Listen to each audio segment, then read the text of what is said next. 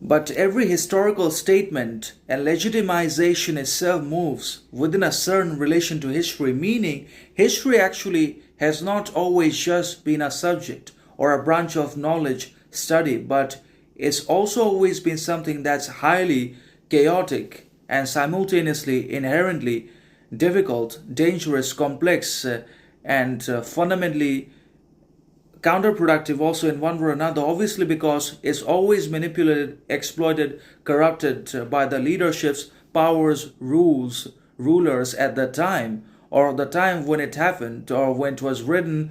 The ruler always wants his absolute control over what is being said and over what is being ultimately written and publicized. And that's why history can neither be trusted nor can be taken for granted absolutely by anyone in the world. Now, for the majority, it may be true, but again, distortions, exploitations, manipulations are always going to be inevitable, and they're always also going to be present within the historical text and information, detail, and data, because that's how history works.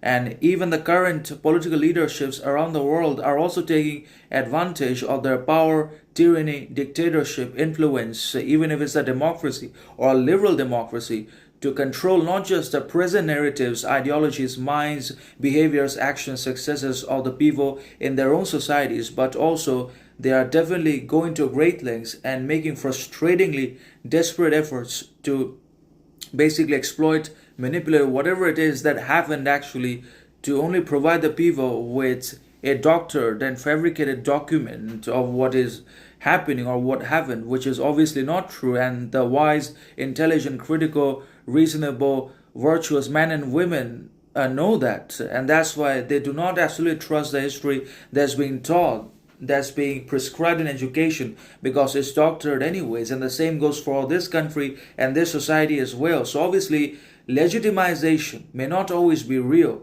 We have to dig deeper. We have to have more knowledge. We have to be able to read more and more books and forums for the appropriate knowledge of history. Because what we read at first or once only for marks, for the acquisition of degrees and achievements of ends, is going to provide us with success, jobs, degrees, but our information is always going to be wrong. We're acquiring the wrong, manipulated, exploited kind of history.